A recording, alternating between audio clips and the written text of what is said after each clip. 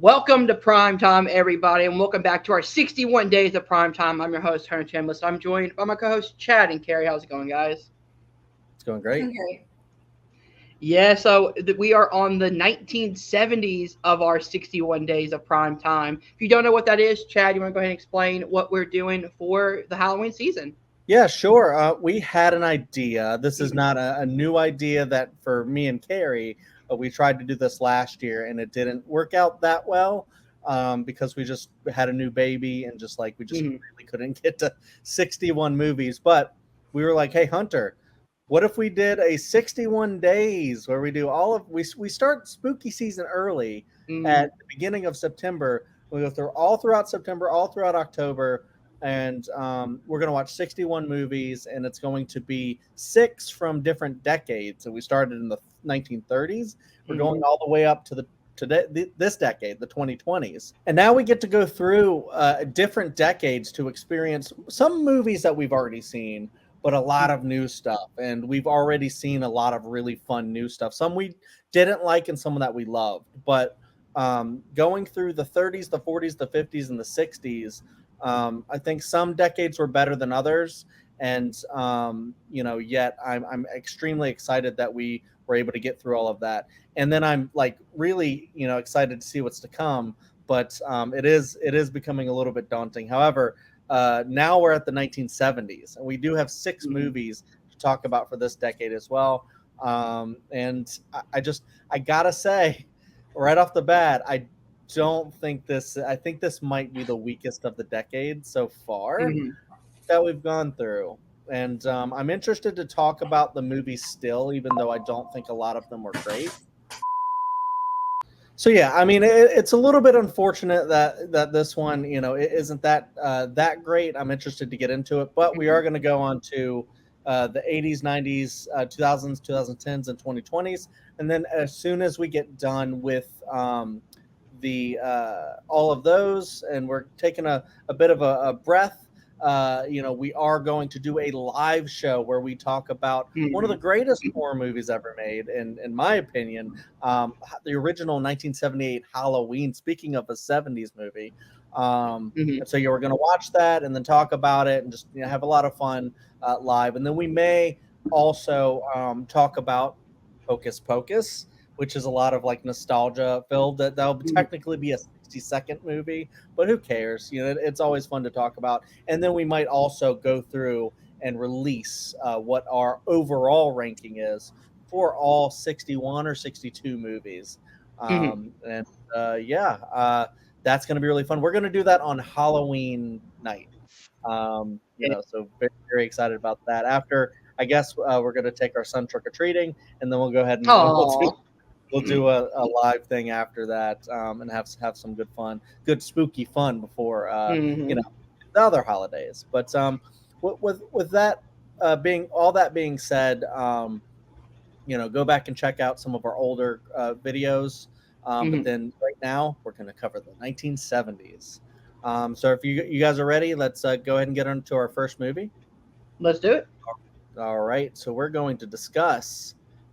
Actually, let me pull up the thing for this because it has an alternate title. Yes. Okay. I was trying to remember what the alternate title is. Here it's called Savage Intruder, but it's also called Hollywood Horror House. So a lot of the times you'll probably see more so the Hollywood Horror House. But this did come out in 1970, and it was interesting. Hunter, would you like to start with this one? Yeah, this one is interesting. I went into it not knowing what to expect, and was kind of let down. It has interesting themes about abuse in a way, mental abuse and elderly abuse, and talking about fame going, thinking you're bigger than you are as you get older and realize that your fame is not there anymore. But those are great themes, but I don't think the script took the time to really delve into any of that. I had to come up with that on my own, and it's not something that's really thought-provoking because it's takes those themes and makes it into kind of a generic slasher. And I kind of wish they would have delved into one of those themes instead, with the horror coming from more psychological instead of just another killer. Hmm. That's definitely an interesting take, because I think what I did like about this was the psychological elements, because I didn't see this necessarily as like a slasher, because it's more Mm-hmm. so like this guy pretending to be a caregiver to an elderly person, and Mm-hmm. ended up being the very like villain, behind, like in plain sight kind of a deal. But Mm-hmm. I like how you brought up, you're talking about like themes that kind of are reminiscent of like a Sunset Boulevard type of Mm-hmm. deal. But you also have, I don't know if you guys have ever seen the Richard Linklater movie Bernie, but that's also another thing where it's like a young man uh, kind of has a relationship with an older woman, and Mm-hmm. it might not be like sexual, but it's at least like some sort of like part caregiving, part you know, I don't know, like not necessarily platonic kind of a deal, but there's a sinister vibe to it as well. And I think this has a lot of interesting stuff like that. I'm not saying the execution in this movie is great. It's not like a Mm-hmm. Psycho. It doesn't like go that hard as far as like being like really interestingly psychological, but I do think that's where its like true themes are. Although I'm not Mm-hmm. not saying that you're not on the right track, because it does have Yeah. you know going around killing people, slashing people. So it's Mm-hmm. not a slasher either. Um, but the other thing I was going to say is I like a lot of the sequence, like the opening sequence in this, I thought was pretty incredible, Mm-hmm. because it was like very slow, and it was just showing you like kind of like the Hollywood Hills or whatever, and like Mm-hmm. just the desolate, and you're just like, what is this doing? Why is this camera like moving around this area? Like what's gonna happen? And then Mm-hmm. it slowly like pans onto like a dead body, like a head or whatever. And Yeah.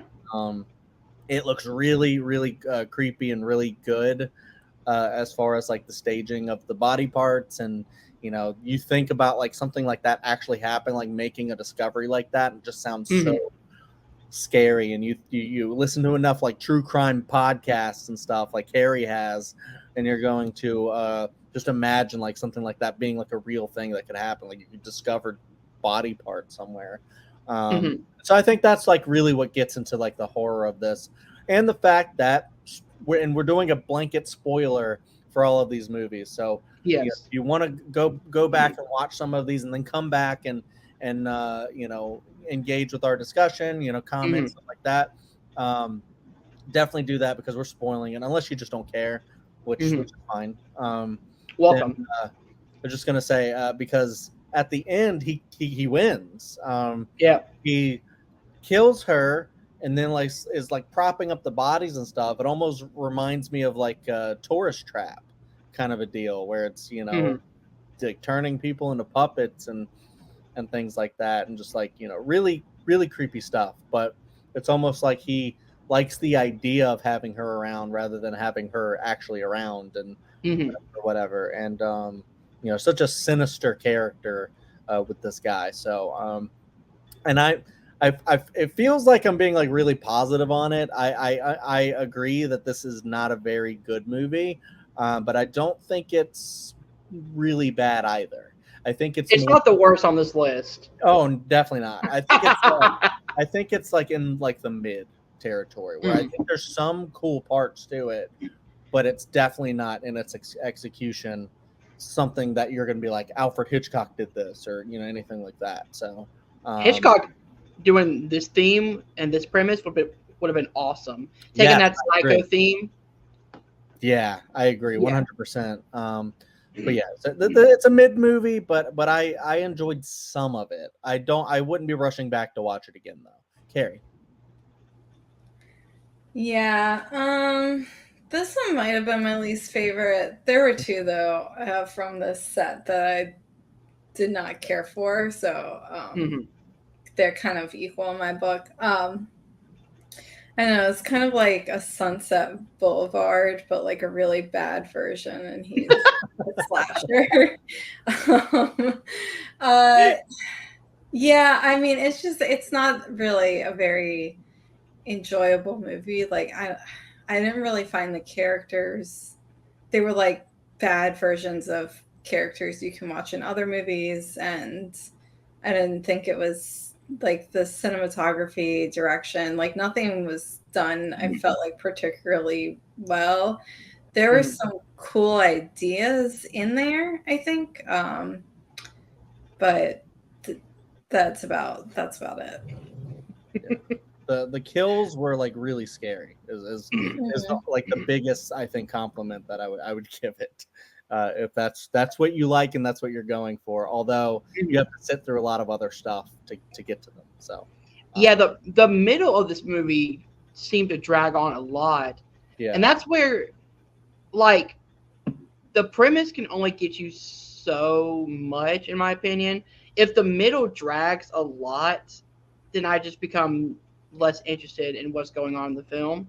Yeah, and also there's a little bit of because we talked about this last time in the last episode, the '60s episode, Oni Baba. It kind of feels a little bit of like sort of a love triangle going on here.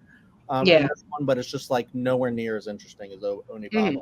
So, it is what it is. If you guys are ready to move on, we'll move on to the next one, which is I keep saying the Sandwich Horror.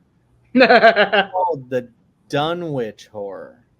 A few years ago in Dunwich, a half-witted girl bore illegitimate twins. One of them was almost human.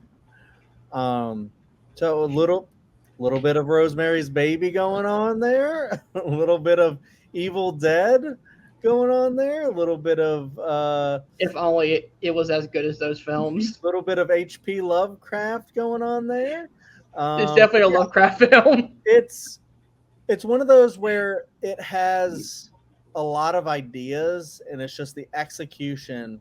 I talked about the execution with the last movie we talked about, but I feel like the execution in that one was better than this one, like much better, because I just was not engaged with this movie like at all, and I kept trying to get into this one, and I was like, the poster looks really cool. Thinking about like in one of the old ones, like even if you go to like Buffy the Vampire Slayer and they're like the old ones used to walk the earth, and that idea of like people trying to bring back the ones that were before the humans were here. There's just a really interesting idea. It's like no one knows about that time, so could that have happened and we just don't really know about that? So to think about something like that is really cool. To bring in the Necronomicon is really cool because that's like in the Evil Dead, it's like they read from that, and a bunch of crazy shit happens, and so if you have that book in a movie, I think it's gonna generally lead to an interesting movie. But I just didn't think any of the characters were that good. They kept having like a bunch of women just like moaning for extended periods of time. That I thought was just really weird, and just like didn't really. I was just like, what the is going on now? Can we not? And then even when you have the stuff that is kind of cool, when they bring out like the monsters and stuff like that, and they have like the flashing green and red lights and stuff, and I was like, oh, okay, we're getting something weird and Cthulhu like. Is it going to be really cool? And it just ends up like kind of looking fake a lot of the times. And yeah, just like there's like no kind of reminded me a little bit of like White Zombie also. For some reason, I don't know, it just kind of did. The end with this and White Zombie are kind of similar. It's like they take the woman up to the pedestal thing, right. The person follows, and it's like, yeah, I've seen this before. That's why it kind of reminded me of that. Yeah, good point. I knew it did. I just didn't know why. But speaking of that, if you're interested, go back to our 1930s, right? 30s, yeah. Yeah, our very first one. But yeah, this like you talked about middle pacing with Hollywood Horror House, Savage Intruder, whatever you want to call it. Mhm. This one just had, like, I think, poor pacing all throughout. I just did not care what was Yes. going on. I was just incredibly bored the whole time, and yeah, this that's what I'll give it. Is just it had a lot of great ideas that I just could not. I didn't care about ultimately. Like, Mhm. I just wish someone else had helmed this movie. Um, that knew how to do, like how you have like Mike Flanagan crushing every Stephen King adaptation he tries to do. If you have Yeah. like someone who's just really great at like H.P. Lovecraft, there Mhm. you go. Have John Carpenter. Well, he was doing movie. He was the 1970s. Have Mhm. John Carpenter do this, but this came well before Halloween, so we just didn't know. Yeah. We just didn't know yet. But yeah, Carrie, did you want to talk about the sandwich? I mean, Dunwich Horror. Yeah. Yeah. It's not good. It's. I mean, it makes sense. I feel like it would give you White Zombie vibes because I feel like they are kind of similar, where you're just like hypnotizing a woman and like making her do your Mhm. bidding. Yeah. Um. Uh. And yeah, I mean, I think the thing about more modern day Lovecraft interpretations is like the writers and directors and producers have like taken elements of Lovecraft and incorporated them, or like, done the story but done unique twists on it and cut out some of the more problematic stuff. And this one just includes it all, and it tries to do it all without like having the effects to be able to back it up.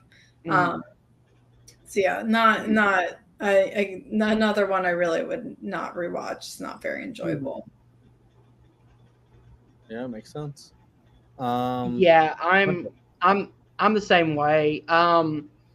Again, the similarities to White Zombie is, it's right there. Someone who has the power to hypnotize people. You got the big finale on the cliffside, and it just that didn't work for me in the 30s. It doesn't work for me now.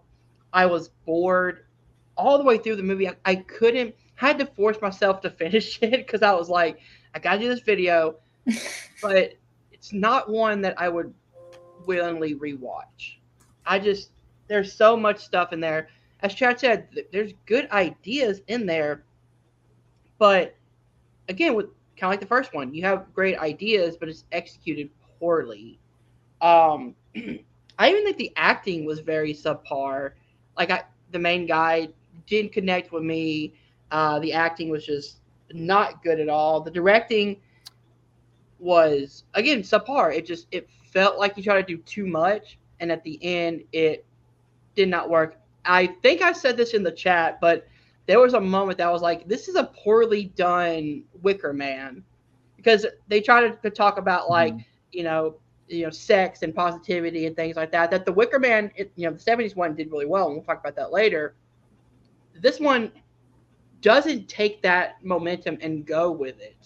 It has one or two lines and then it just cuts it off. And I'm like, you could do more with that subject that they don't do with it. Yeah, this is way down on my list.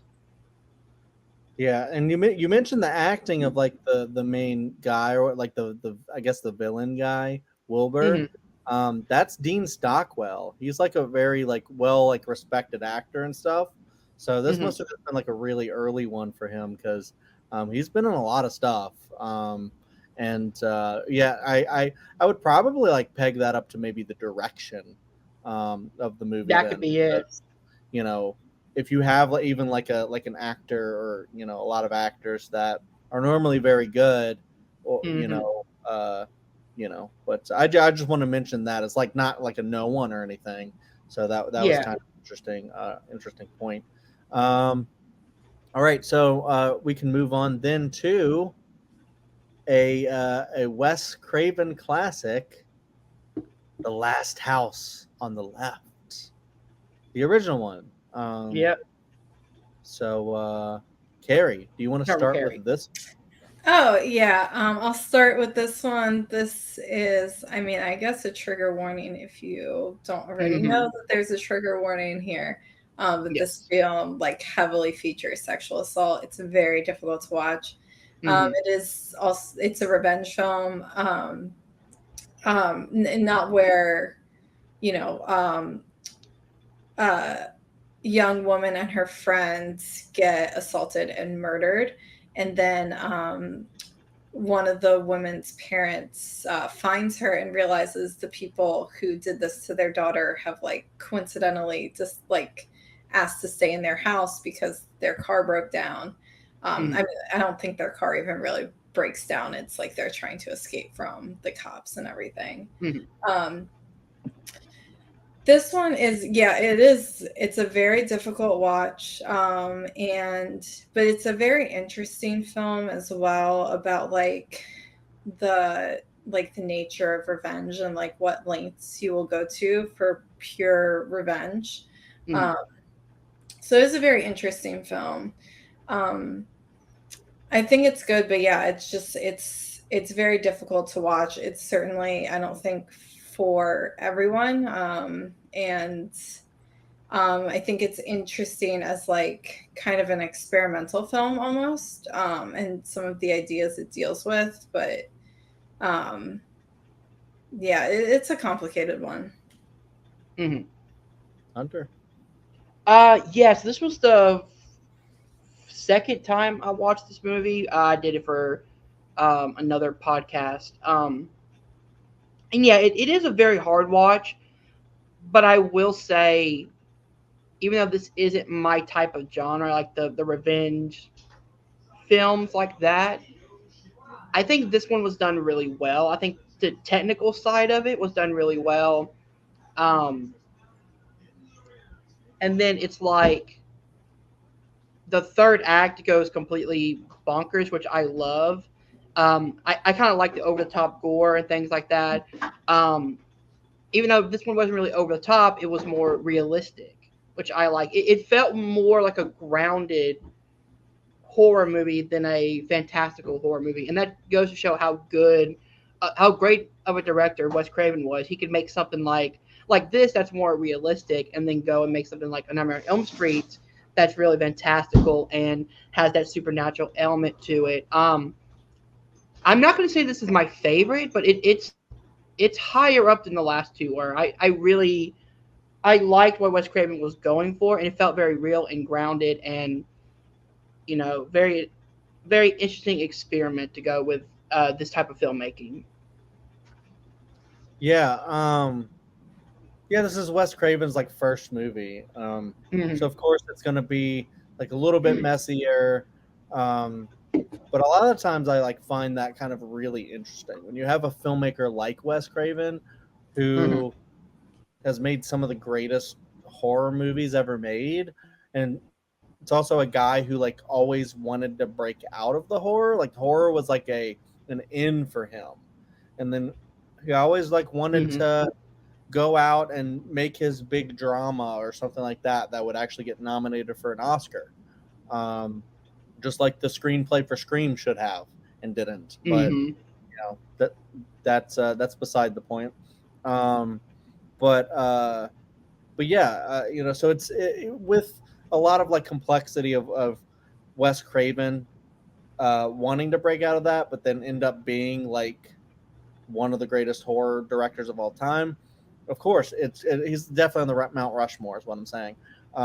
It's interesting to see his first movie, and it's a Mm-hmm. rape revenge film, um, where like the whole first part of it is really really hard to watch, Mm-hmm. because you just have like these two young girls. They're like just under 18, like 17 years old. One's about to have a birthday, and they're like, we're going to go to a concert. And the parents are like, Mm-hmm. "No, it's dangerous." Like, whatever, old people, it's not dangerous. And then, they end up getting, uh, toyed with, sexually assaulted, murdered, all this stuff. And, you know, it, it's one of those where it's like it's so like hyper realistic that like I almost don't like take it seriously sometimes, but then I think because it is so like nonchalant is how they treat it, Mhm. that it's like almost like even more realistic. So it's even scarier because Yeah. like all the ones like the remake that would have like it's like gritty, dark and gritty, and you're like, I know Mhm. this is a movie. But Yeah. this one, because it's so low budget, you're like, this sometimes doesn't feel like a movie. It feels like this shit's Mhm. really happening, and it's really crazy because like these are people who are like, what's the most messed up like sex crime you've ever done, um, Mhm. and stuff. And so you have like really really evil people here, um, and yeah. So the whole first part of it is hard to watch and crazy, but then you get to the second half, which I think kind of a little bit makes up for it Mhm. because it gets really wacky. Because like even in between like all the messed up stuff, you have like when they're driving, you have like silly music playing, and it's like The cops are complete idiots, by the yeah, way, in this movie. yeah. So you have like really weird shit. So it's like almost Mhm. like funny at times, and then it's like I think like that because it feels almost kind of like misplaced, Mhm. that maybe like that's intentional to like make it even like more weird and creepy. I don't know. Mhm. Maybe not, but I do ultimately really like the second half is because, after you experience all that messed up stuff, then you really have a good reason to, want to see some revenge. And they just like the evil people, they just like the villains, they just like wander into like the girl's house and like Mhm. end up like staying with her parents and Yeah. they realize that that's her house. Like I thought like maybe they had like found out that was the house and went there, but it was like for that chair. I Oh. thought maybe like it was uh they had like known, but they didn't. And so them finding Mhm. out is kind of funny. And then the when the mom finds out about what they did, I think the only thing is like they go straight into pure rage and you don't really get a lot of like emotion like sadness Mhm. or anything like that, at least that I can remember. So I think I kind of would have liked a little bit more of that, but maybe there was like no time to break down and Well, I mean, act to be fast. fair, they did find out, and those people are in the home right now. Yeah, So that's like you have to kick into like, oh, I need to fight right now because if they find out who we are, then they're gonna like attack us because we're the only people who know. Like yeah, yeah, we know the victims. yeah, that's what I was just saying is Mhm. that it's it's kind of a little bit different. Like maybe there's no time Yeah. to go into the broom closet and start crying or something. Although if they had actually included that, I think the movie might have been a little bit better because Mhm. then we could have had like a breakdown crying and then go into it and like now I need to get my game face on and Yeah. this and I really like that part when the parents are just like fuck this, let's kill him, um, and then it's just like really interesting, like the unique ways that they're able to do this and The like the biting of the penis was intense. yeah, yeah. So that's what Kara's talking about, the lengths that people would go to. And then the dad with the chainsaw, Mhm. is just incredible. Like uh, pre Evil Dead, with the chainsaw, pre Yep. Texas Chainsaw Massacre with the chainsaw. Um, so Yeah, 72. yep. So anyways, and it's just weird because it's got like all the colors and Mhm. this very very 70s clothes and just very 70s vibe. This is a very like gritty like low budget 70s horror movie, and I did not like it the first time I saw it. I was like, Mhm. is this? Carrie and I watched it together and we were like, no. Mhm. Now I'm like very intrigued by it. And parts of it are hard to watch, but Yep. I think it's purposefully done that way. And whether you vibe with it or not, is your call. But Mhm. I vibed with it a lot the second time actually, and I was like, wow, okay. Because I wouldn't say like it's a great movie. I think Wes Craven just grows from here. But you know, it's good. Shout out to David Hess as Krug, the like mastermind in the Krug. What else He is did so good, huh? What else is he in? I don't know him from a lot of movies, but that's just because like this is the first time I saw him. But I did hear that Wes Craven got the last name Krueger from Freddy Krueger based on him, Krug. Oh, okay. Yep. So he took that and then extended the name out. Because I know that like Freddy Krueger apparently was like, Freddy was the name of his bully. Yeah, it was based on a bully, and then part of it was based on a bully, and part of it was based on like an old creepy man he saw standing outside of his house one time. And then Krug, he took Krug and added the Krueger from this character in Last House on the Left. So I found that interesting. Yeah, for sure. And I didn't know that you were just shouting out the actor.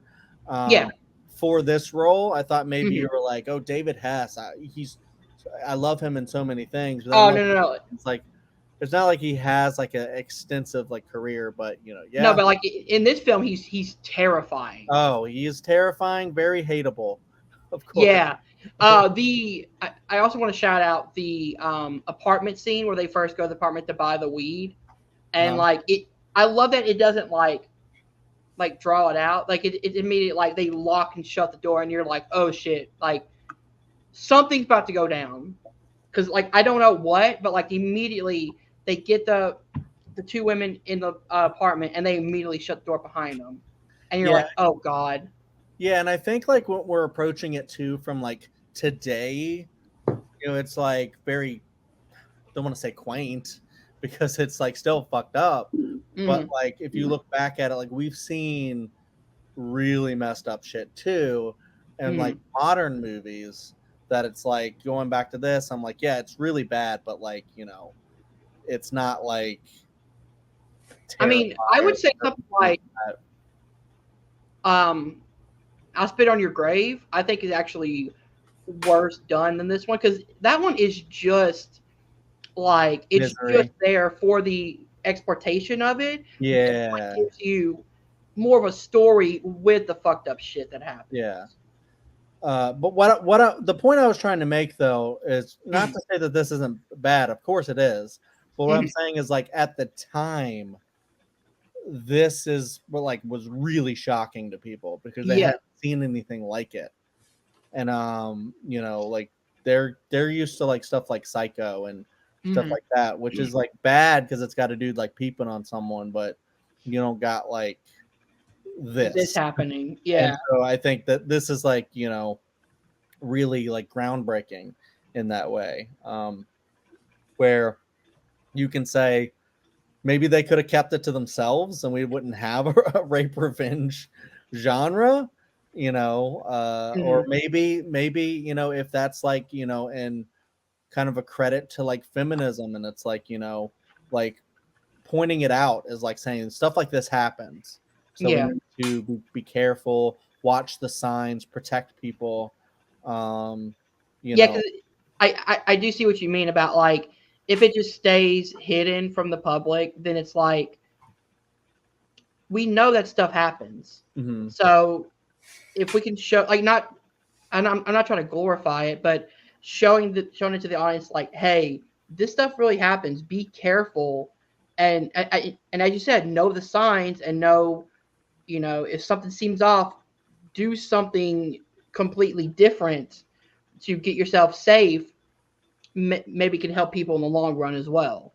Yeah, and I think that's what this movie does well is that it isn't glorifying this. It's condemning this like wholeheartedly and saying this is a horror movie. This is messed up.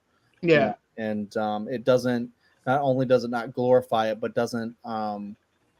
Like some movies will have like a I don't even want to say like sexual, but like a murder, and it's almost like certain slashers will have kills where it's like kind of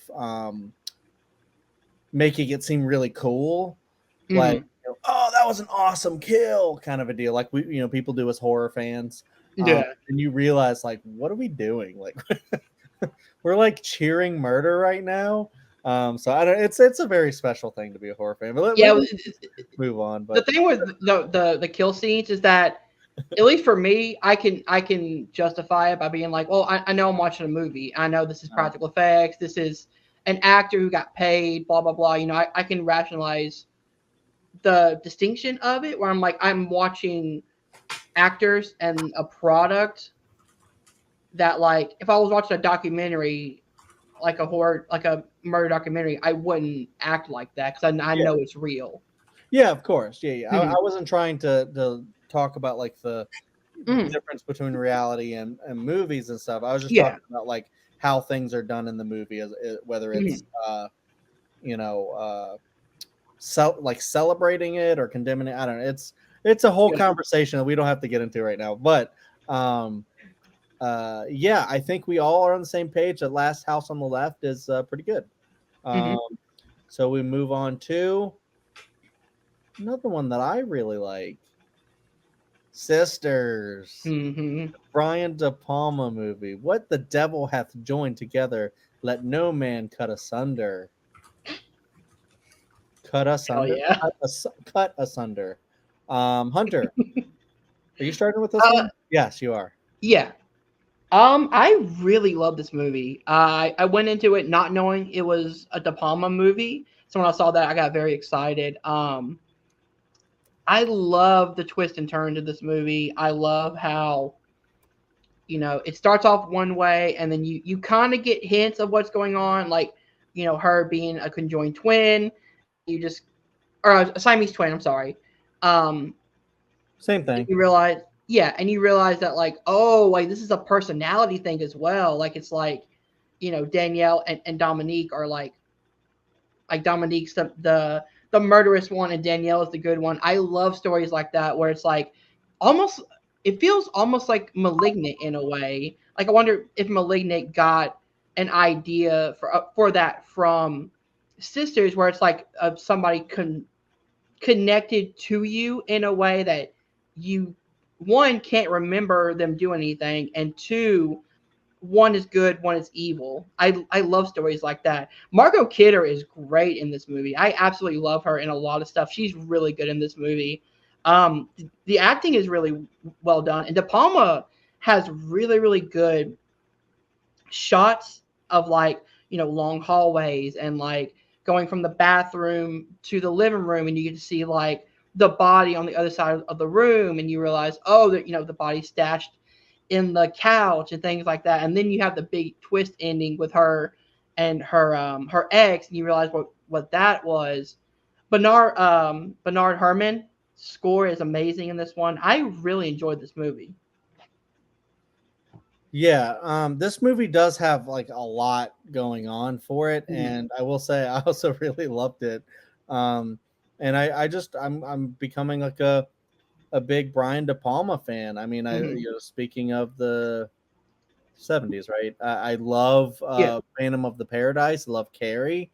Um, and Sisters, I was really excited to get to, and I adored it. I love how we just talked about Peeping Tom, and then the movie Peeping Tom, and then the opening of Sisters is like a TV show, Peeping Tom, where Yeah. it's like this guy and like looking and like a woman comes in and is like does he's pretending to be blind or whatever, and it's like Mhm. is he gonna keep looking or while she gets undressed, or and it's like a funny like what would you do type Mhm. reality show that's like you know and then it really doesn't have like much to do with the rest of the movie, but Nothing at all. the contestant is the guy that gets murdered.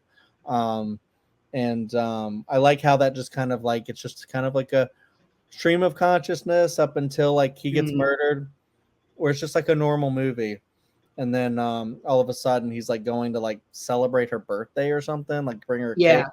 and then another like birthday movie right after Yeah. Last House on the Left, because they were going to throw her This a party. this this death shocked me because I wasn't expecting to be so sudden. Because she like brings down the cake, and all of a sudden she just like stabs him in the neck. Yeah, and that's where the malignant comes in, where it's where it's like the evil version of her or whatever. And Yeah, I thought that was really interesting. And then where I think it gets really good is because then he goes over and he's like trying to like warn somebody that he's being murdered right now, and he needs help. And then you get the main character is the woman across the street, Margot Kidder, who is trying to Margaret Kidder is one of the sisters, right? Yeah, she's Danielle and Dominique. Jennifer Salt is the yes, Jennifer Salt is Grace. She's the one that I really like, that was trying to solve this, and she's like, I know what I saw, and like, you know, trying to get in there and trying to figure out what happened to the body, and like, I know what's in there. And then I love when she gets with that other detective guy, and she's like, you know, he's in, or one of them's like, he's in the couch. I think it's him. I think the guy's like, I think he's in the couch because they're trying to move that couch somewhere, and I'm following that thing. I don't care if I have to put it on a boat, whatever I have to do. I'm not leaving that thing side. And so that was the private detective. Yeah, the PI. And that was my whole thing, because I was like, I love the rest of this movie, but then when I was like, you know, did they just forget about that guy? And then at the very end, you see, you know, they did not forget about him. The last like minute, you see like the couch just like on like the side of like a convenience store, so like the back something. And it pans up to the pole, and he's just like looking down. He's still on the couch. And that's just how it ends. You don't know what happens after that with him.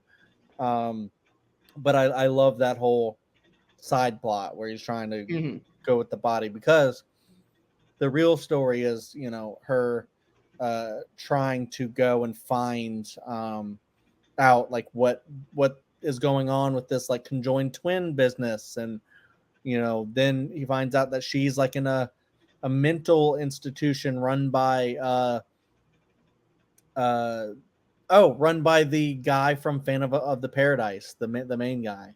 So Emil William Finley. Yes, he is so good in this. He is so good. He's so creepy. You talked about David Hess being really evil and creepy.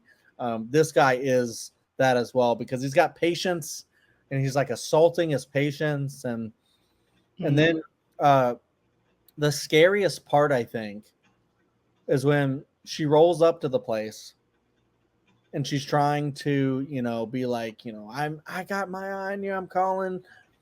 I'm gonna solve this. And then the guy comes in and he's like, oh yeah, she's a patient. She keeps saying that she's this other person, but she's this person, and we need to put her in room 3 or something like that. Did you think that was the twist of the movie? Because I thought that could be like a De Palma twist, where it's like she was the patient the whole time. No, I never thought that. That's an interesting idea, but no, I never thought that. But now that you say that, I'm like, I could see how somebody would think that. But no, I was just sitting there like, oh, you jerk. Oh my God. Like, no one's going to believe her now. And that's how it ends too, which is sad, because she's like, there is no murder. And you're like, well, he just like, you know, got set free. Yeah. And stuff. So yeah, that was very terrifying to even think about that, because of course the prisoners are going to be like, no, I'm this person, and you know, I need to get out of here. There's a conspiracy going on here, and then you look like the crazy person all of a sudden. And I thought that was really creepy and really cool. And then after that, you get all of the really interestingly shot like sequences of stuff happening and going into like their minds and stuff like that. And it's just like got really trippy, like I guess you know, late 60s early 70s movie would just get really trippy. And I thought that all the shots were really creepy and really cool. So yeah, I thought this movie was pretty incredible. And this is one I would love to watch again at some point. So, Mm-hmm. Carrie, did you like Sisters? Yeah, I really, really enjoyed this one. I thought it was a really great movie for a lot of the reasons you guys said. Just like a very interesting story. The acting was really good. Like the mystery aspect was really cool. Um, yeah, I mean, it's the Brian De Palma film, and Mm-hmm. even though I don't like at least one of his movies, he is like undoubtedly a fantastic filmmaker. So this was, especially after watching some of these other movies on for Yeah. this decade, this was really like a joy to watch. Oh yeah. I couldn't have said that better myself. Yeah. Yeah. All right. Well, we love Sisters. Let's move on to The Wicker Man, not the Beast. Not that one. No, yeah, no, sorry, it's not that one. Sorry, The there's better no version. page to be found in this one, but yeah, this is like, I believe the beginning. I don't know if there's like another one before this, like that, like did this kind of story, but like afterwards, you would get the Wicker Man remake. You'd get Midsommar. I'm sure Yeah. other stuff. I think there's like another movie that was called Midsommar, like that's not an Ari Aster movie. So there's a lot of different. Really? Yeah, I would look that up. I think that's true. I think I learned that from Chris Stuckman. Oh, sweet. Yeah, there's a lot of different I think takes of this, but this is the OG, and I do really like it. I think it's very unsettling. You have Christopher Lee. I like the main detective guy. Mm-hmm. I like the mystery of he's just trying to find this like missing girl, and he discovers this village, and they do things very differently. They're very like, I guess you would say sex positive, but they like use it like a way where it's like, all of their customs are just off. Yeah. Where they're just very different from what you would expect. And then as he's discovering this, he sees how open people are to like, sexual stuff and experiences and things like that. And this one goes pretty hard. Not as hard as Ari Aster would go later, but this one does go pretty hard. And I like the story, and I like how specifically one of the big things that I love in I guess a lot of 70s movies are like persistent music, because it does it in house as well, like the Japanese house. Where it's like the music just keeps going. And I like this one where it's like, something is funny, and I'm just like yeah, it's kind of a musical in a way, which is kind of hilarious. And I just like that. Actually, there's the one sequence where they're around like the maypole or whatever. And they're sitting there singing, and I'm like, this is like a bop. I'm like, this is. It is. Yeah. I'd listen to this on Spotify. They're doing. I'm pretty sure you can too. Yeah, but then I love like the themes and like talking about that they're killing people in order to for their crops to grow. Yeah, because they're trying to appease the god so that they can have like abundant crops and things like that. And I love like the interaction they have with this guy that he shows up, and he's just like he dresses up as someone else, and then he's revealed, and then he's like, your crops are not going to grow because of that. If you kill me, and then next year your crops suck, and then you're gonna kill someone else. Endless loop. Yeah, and I like the theme of that, and I like how Christopher Lee just like gaslights everybody, and he's just like, it has to be. It's our customs. And Lord Summerisle. And I was just sitting there, Lord Summerisle. I was just sitting there like, he's gonna try to kill Gandalf at any point. Is what I was thinking. Yes. But yeah, and I just love how very 70s this movie is. So the aesthetics are really good, the set design, music, the big Wicker Man at the end Only thing that like just like really makes me sad is I just kind of wish it was just him and not a bunch of animals in there too. So like I actually like at Mhm. the very end because we had seen it before. I told Kara I was like, "Do you mind if we just skip to the credits?" So I don't want to see like all these like animals get burnt up in this Mhm. wicker shit right now. Of course, I don't think any animals were harmed, but still No. the idea of it just like really Mhm. bums me out. And I guess that's the point. That's what the whole Yeah. this horror movie's trying to do. But yeah, I really like this one. Kara, what did you think? Yeah, I mean, I love this one. It's amazing. This is yeah, I think the second time I've watched this, and I liked it even more this time. I think the first time, I don't know, it was a lot of like taking everything in and didn't really understand some of the Yeah. nuances of it. Um, and the second time, like knowing what happens, like plot wise, you can like at least I could at least pick up on a lot more, which made me enjoy it even more. So again, this one was just like a joy to watch. It's such a great film. Hey, we're actually more positive on some of these than I thought. I would say this one's like half and half. Like Half there's and three half. good movies and three bad movies. Mhm. Maybe, maybe, maybe. Hunter, what do you think? Um. Yeah, I absolutely love The Wicker Man, the original Robin Hardy. I've watched this movie 4 or 5 times now.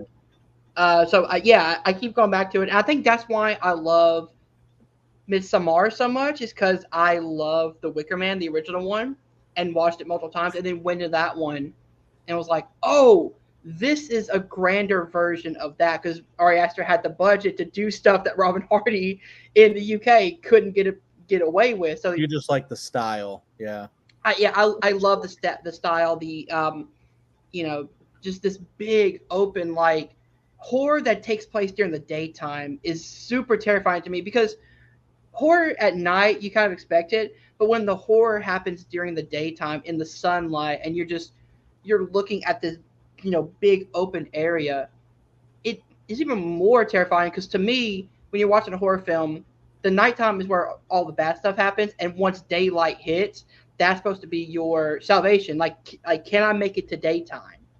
Because then I'm safe. And this one, you're not safe, because even during the daytime, some bad shit's gonna happen. So I love that. I love the music. Christopher Lee is fantastic as Lord Summer Isle. I love Edward Woodard as Neil. I think he is fantastic, and I love the story of battling of religions, because this is somebody who is a devout Christian going to a place he doesn't understand and who doesn't believe in his religion and his God. And they talk about that, where it's like, can you civilly discuss religion in a way where it doesn't affect a friendship, or it doesn't affect, you know, us being able to connect on something other than just religion. But because our main character is such a believer in Christianity, he kind of looks down at these other people who don't follow his religion. So I love that story. The music, which I brought up again, this is kind of a musical, which I love.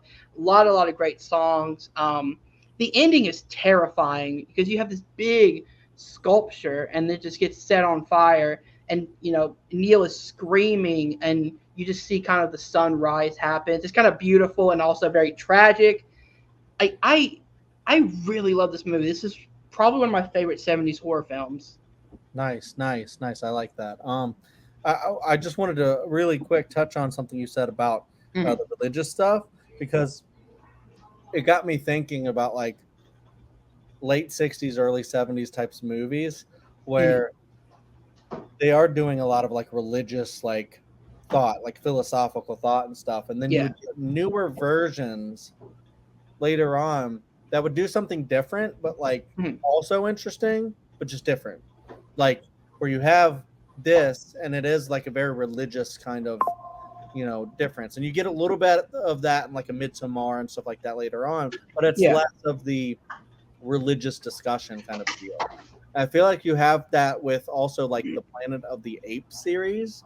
Hmm. When you get to the new ones, like Rise of the Planet of the Apes and stuff, it's like it's more like social kind of stuff. But in the original Planet of the Apes, it was very like religious type of like Hmm. thought of like how can you control people through religion? And I feel like that's exactly what you have here, where Yes. yeah, on one end, you do have this culture that if you go to a different place and the culture's different from you, you shouldn't go, this is all fucking weird and I don't like Hmm. this. And You're you wrong. You're wrong for not believing in my religion. exactly. You know, Hmm. you guys should not be doing what you've been doing for a long time. Of course, some of the things they do are, you know, not great as far Hmm. as, you have one guy who is kind of gaslighting a whole bunch of people, Oh yeah. and then you have them murdering this guy and a bunch of animals Hmm. and stuff like that, for some appeasement or whatever. Hmm. But I do think, yeah, it works on kind of both sides, where it's like the main character's also sort of in the wrong, Hmm. initially coming in and being like, I don't like all this shit. So But also, yeah, it's the battle of religion, but also it's the battle of like classism as well, because he's a police officer who thinks he can just waltz into a place and take it over, and mm, not knowing the culture, not knowing what he's doing. He just wants to bum rush this town to look for this girl, and you're like, I get what you're doing, but there's a different way you could have gone about this instead of just rushing in full arms, expecting to kind of have people respect you for pushing your kind of your force your way into this situation as well. yeah. So yeah, it's definitely a very interesting movie. One we all seem to like. Mhm. So let's move on to the last movie in this decade, which is The Town That Dreaded Sundown. It was Yep. mentioned in the Scream series. Hmm. That was the first time I had ever heard about this one, and then I finally was able to check it out. Carrie, Yep. would you like to start with The Town That Dreaded Sundown? Yeah, so this is about a series of murders. It's a fictionalized version of a Mhm. series of murders that actually happened in Texarkana in the 1940s. Um, Interesting. and we get a little mix of, we get to, the movie, I don't want to say get to, the movie shows each of the attacks Mhm. that happened. I think they might have changed the names of everyone in the movie They though. did. And then, there's, I think, like fictionalized versions of the cops, and we Mhm. spend a lot of time with the cops in the movie, like investigating the crimes. Mhm. And there's some really great narration in this movie. Like the narration is like one of the best parts of the movie. Yes.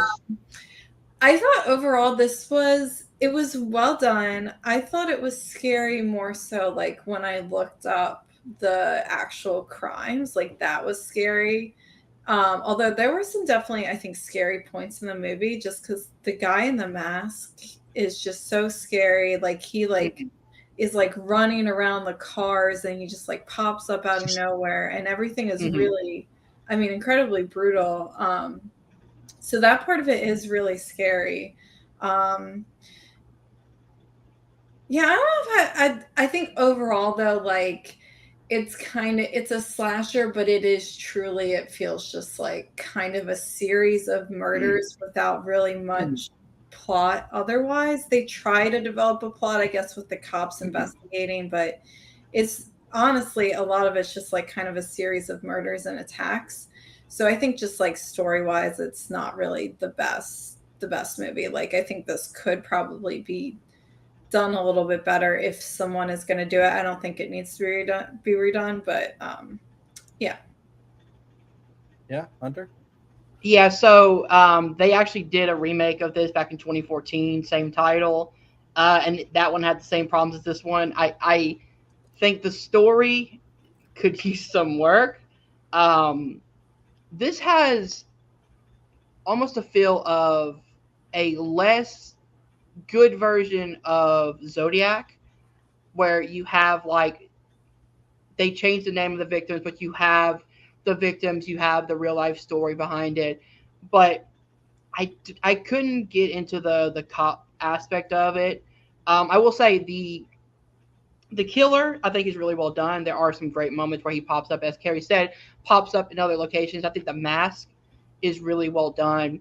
Yeah, so this is based off of the Texarkana Phantom Killer, um, which I know a little bit about. I don't know too much about it, um, but I think this movie is okay. Definitely not the worst we've seen, but I wouldn't put it high up either.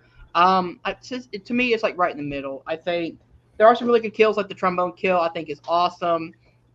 It felt more like a slasher than it did trying to tell a good story about a true event.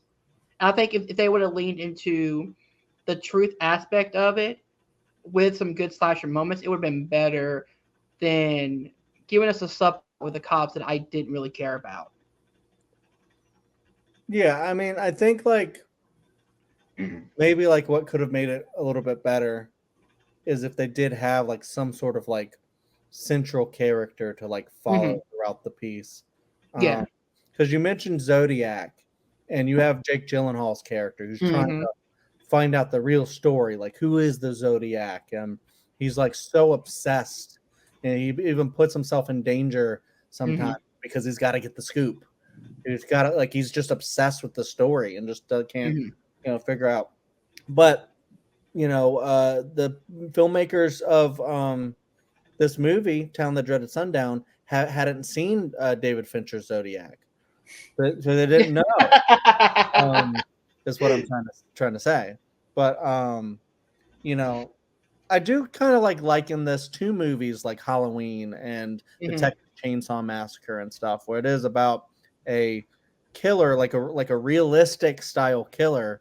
I'm not talking about Jason Voorhees, who is a supernatural kid who was drowned, type of thing. That's just this hulking mass of a creature that's going around killing people. This is more of a realism style movie, kind of like Texas Chainsaw Massacre and Halloween and stuff like that. And then Halloween would get less and less realistic as which makes it less scary a lot of the times because it's the realism of this movie, I think, is what works for it. Because like Carrie said, I really like the narration of this. Like when it stopped and it like felt like kind of like a Law and Order type of book, where it's like, these are the crimes that happened in the town, and they dreaded sundown because of this. It had a opening to Texas Chainsaw Massacre vibe, where like the narration is talking about like these are the events that really happened, blah blah blah. I wonder if he took the narration from this movie and added that to the Texas Chainsaw Massacre. Yeah, maybe. And also Texas Chainsaw Massacre has kind of a similar opening to Savage Intruder, where it was showed the realistic like corpse on display or whatever. But yeah, going back to Town That Dreaded Sundown, I also really like the killer. Not like the killer. I like how the killer was done in the movie, where it just made it really creepy. Like you guys said, he was very active, very manic, and just running around, causing a bunch of crazy shit to happen to crimes. That the knife on the trombone was crazy and scary because it's so weird and like specific, and it's like, who would think of this? Playing the trombone and killing somebody at the same time. It's like, what the hell? And then what I'm trying to think. Oh, there's like some like a little bit of humor in this too. When they had like the cops like dress up as women to get in the cars. And I thought that part of that was pretty funny. If I'm not gonna lie, because when you had like the main kind of cop there who would get in the car, he's like dressed up, and then he was like in the car with the guy, and the guy kept hitting on him, and it's like, would you cut it out? We're doing a job here. We're trying to do things. You don't have to do this. It's like, hey, well, while we're here, 70's had had a weird 70s horror, especially had a weird thing about writing cops like idiots that I find hilarious. But also just including like some like really wacky humor with like juxtaposed to a bunch of depraved stuff. Yeah. Which like Last House on the Left was like that. The Town That Dreaded Sundown is like that. Where I'm like, this is kind of a humorous movie, but also a very dark one. And I like how it's kind of like, you know, a Black Christmas and stuff like that, where the killer's not caught and he escapes, and then the last shot is like showing him like waiting in line or something like that. Yeah. And it's like, you know, he's still out there. And that's kind of like how like Zodiac is too, where it's like, you know, he was never caught, you know, kind of a deal. And that just ends up being very scary. And he just, you know, so I like how it's just like pivoting around, showing like a lot of the different crimes and having this creepy atmosphere about it, but silly stuff too. So I found it pretty enjoyable throughout. Yet I don't disagree with you guys that maybe there could have been a central through line that could have like connected all of this. Some more like emotion from the characters to make it more of a movie than a documentary. Yeah. Not that documentaries are bad, but you know, because they're great. But like, you know, if you're gonna make a documentary, maybe do that instead of trying to make a full-fledged film. Yeah. And, you know, not having a through line. So yeah, I agree with you guys, but also actually quite enjoyed this one. Although I wouldn't say it's like one of the upper echelon of horror films. So I'm interested to check out the remake to see if that's any better or not. So yeah. But yeah, all right, that's the end of our discussion. And now we're all going to rank our all of these movies for the 1970s in our 61 Days of Primetime. Hunter, what is your ranking from 6 to 1? All right, so my number 6 is the Dunwich Horror. Number 5 is Savage Intruders. Number 4 is the Town That Dreaded Sundown. Number 3 is the Last House on the Left. Number 2 is Sisters, and number 1 is the Wicker Man.